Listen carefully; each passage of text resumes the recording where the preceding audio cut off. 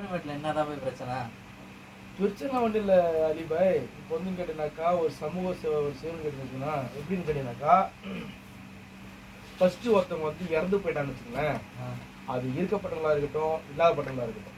ஏன்னா நம்ம ஊர் ஜமாத்துக்கு நிறைய இருக்குது. இப்போ குடிமை இது என்ன கோயிலில் இருக்காங்க. என்ன கேந்திர குரூப் இருக்குது, ஐக்கிய சபா இருக்குது, டிஆர்பி இருக்குது. ஓகே. என்ன இது மாதிரி நிறைய அப்புறம் வந்து கிட்டு இருக்குது. ஒரு 4 ஜமாத்து இருக்கு. ஏன்னா இவங்க நினைச்சா எது ஒன்றும் செய்யலாம். அல்ஹம்துலில்லாஹ் எது ஒன்றும் செய்யலாம். மாற்றம் கொண்டு வரலாம். எப்படி மாற்றம்னு கேட்டீங்கன்னாக்கா, நம்ம ஊர்ல இருக்கப்பட்டவங்க மௌத்தாலும் சரி தான், இல்லாதப்பட்டவங்க மௌத்தாலும் சரி தான். ஒரு இடத்துல அந்த இறந்துட்ட பிறகு என்ன சொல்லுவாங்களா, கடைசியோட சடங்கு செய்யும் போது அவங்களுக்கு குளிப்பாட்டுறதுக்கான இடம் ஒரு புது இடத்துல கட்டிடணும். தனியா இருக்கணும். எல்லா இடத்துலயும் தனியான்னு கேட்டீங்கன்னா கபஸ்தான்ல ஒரு இடத்த பார்த்து இடி சடங்கு செய்யறதுக்கோசம் அங்க குளிப்பாட்டிட்டு அங்க இருந்து நேராக எடுத்துட்டு போயிட்டு அது இருக்கப்பட்டவங்களா இருக்கட்டும் இல்லாதப்பட்டவங்களா இருக்கட்டும் அவங்கள எடுத்து போயிட்டு அடுக்கல மட்டத்துக்கு அதே இடத்துல வைக்கிறதுக்கு பெண்களா இருந்தாலும் சரி தான் வந்து பாக்குறதுக்கு ஒரு பக்கம் வாய்ப்பு அவங்களுக்கு கொடுக்கணும். ஆண்களா இருந்தாலும் சரி தான் அந்த இடத்துல பார்த்துட்டு எலிசடங்கு முடிஞ்ச உடனே எடுத்து அடுக்கல மாட்ட மாதிரி அப்படி செட் பண்ணணும். நம்ம ஊர்ல அது கிடையாது. இருக்கிறவங்க இருந்தாக்கா அவங்களுக்கு இடம் இருக்குது அங்க பாக்குறதுக்கு. இல்லாதப்பட்டவங்க இப்ப இருக்காங்கப்பா, அவங்க வந்து அந்த இடத்துல வச்சு பார்க்க முடியாது. என்ன பண்ணுவாங்க, ரோட்ல வச்சு பார்ப்பாங்களா? இது மாதிரிதான் தவறு செய்யுது. ஆனா நம்ம இருக்கிற பிள்ளைங்க வந்து செய்யறதுக்கு பின் வரத்துக்கு எல்லாமே திறமையா இருக்காங்க நம்ம ஆளுங்க. அது எடுத்து கொண்டு போறதுக்கு கிடையாது. ஏன்னா இது எப்படி செய்யணும் கேட்டீங்கன்னாக்கா, இப்ப கபஸ்தான் பற்றி இடம் இருக்குது. அல்ஹம்துலில்லாஹ் அல்லாஹ்வோட நல்லா இடம் இருக்குது. அந்த இடத்துல ஒரு மோட்டரை போட்டு நல்ல ஒரு இடத்த ஷீட் போட்டு ஏன்னா இடிசடங்கு செய்து வருஷம் அங்க வந்து குளிப்பாட்டி அங்கேயே ஜனதா துணியை நம்ம மக்களை வாங்கி கொடுத்துடணும். அது இருக்கவங்களா இருக்கட்டும் இல்லாதவங்களா இருக்கட்டும், இங்க இருந்தா ஜனதா துணி போகணும். என்ன அது யாராலும் சரிதான். மூத்தாட்ட பேருக்கு நான் இருக்கப்பட்டதா இருக்கட்டும் நீ இல்லாதப்பட்டதா இருக்கட்டும் யாராலும் சரிதான். இங்கே வாங்கி வச்சிருக்க துணி தான் யூஸ் பண்ணணும். யாருக்கும் எங்க திட்டம் கூடாது. அசுரத்துக்கிட்ட காசை கொடுக்க கூடாது. அசுரத்தோட வேலை என்ன, சம்பளம் கொடுத்தமா முடிஞ்சு போச்சு. நீ வந்தியா பாத்தியா ஓதினியா உனக்கு தெரிஞ்சது முடிச்சியா நீசங்க முடிச்சு இருவாருங்க கபர் வச்சாங்களா பாத்தியா ஓதினா நீ போகிட்டு முடிஞ்சு போச்சு. வந்து குளிப்பாட்டுறதையும் நீங்க தனி இடம் கேக்குறீங்க. இல்லப்பா தனி இடம் கேட்கல, ஒரு இடத்த பொதுவா வச்சிருவான்றேன். கேக்குறீங்கல்ல பொது இடம் தனியா வச்சிடலாம்னு சொல்லிட்டு. இப்போ இறந்துடுறாங்க, இறந்துட்டு அந்த இடத்துல எடுத்து போயிட்டு குளிப்பாட்டிட்டு மறுபடியும் வீட்டுக்கு எடுத்து வரணுமா? நீ ஏன் வீட்டுக்கு எடுத்து வர?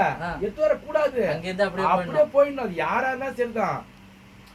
இல்லப்பா எல்லாருக்கும் ஒரே மாதிரி கொண்டு போகணும். இப்போ வந்து ஊர்ல ஜமாத்து இருக்குனாக்கா ஒரு கட்டுமானம் கொண்டு வரணும். எப்படின்னு கேட்டா இதான்ப்பா ஃபாலோ பண்ணணும். இதை கொண்டு வாங்க, இதை ஃபாலோ பண்ணுங்க. இங்கதான் எடுத்து அறுக்கல பண்ணணும், இங்கதான் குளிப்பாட்டணும். இங்க இருந்து இடிசடங்கு செய்ய முடியும். இங்க வந்து யாரா இருந்தாலும் இங்க பாத்துட்டு போயிடலாம். பெண்கள் இருந்தாலும் கிடையாது, யாரா இருந்தாலும் அங்கே. ஆமா, நீங்க வீட்டுல மூத்தாரங்களா அங்க எடுத்துட்டு போயிடணும். உடனே அங்க ஒரு ஐஸ் பொட்டி இருக்கணும். எது வச்சிடணும். ஒரு 4 நாளையான பிள்ளைங்க வெளிநாட்டு இருப்பாங்க, வரக்கு லேட் ஆகும், அங்க வச்சிடணும்.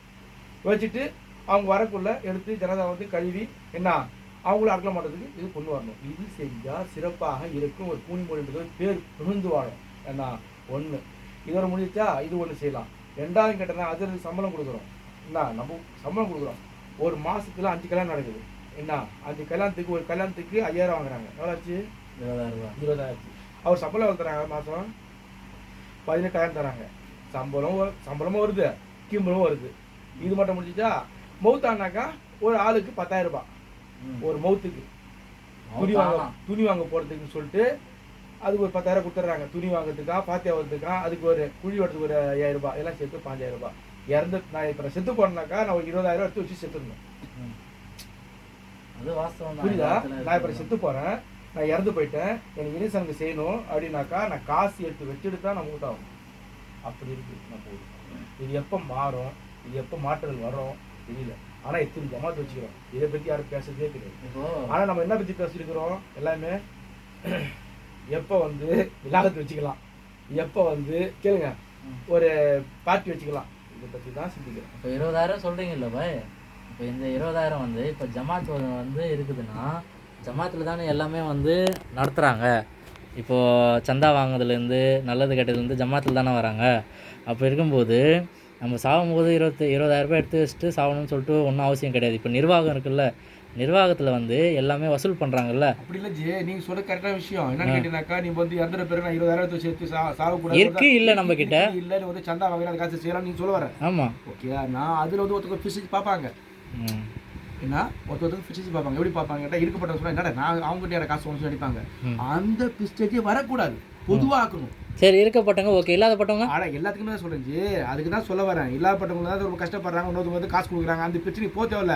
இந்த காசு 5000 கூட நிப்பாட்டிட்டு ஒரு இடத்துல ஜனாதா வந்து குறிப்பாடுத்து ஒரு இடத்த ரெடி பண்ணுவோம். என்ன துணி வாங்கி வச்சிருங்க, எந்த மௌத்து அதை சேர்த்து அந்த துணி அங்கேருந்து எடுத்து கொடுங்க. ஏன் அங்கே அனுப்புறீங்க? அஜத் ஏன் கொடுத்துட்டு காசு கொடுத்து அவர் அனுப்புறீங்க, அவர் அதுக்கு கூப்பிட்டு வரீங்க, போகிற வேலை எதுவும் நடக்கலாம்.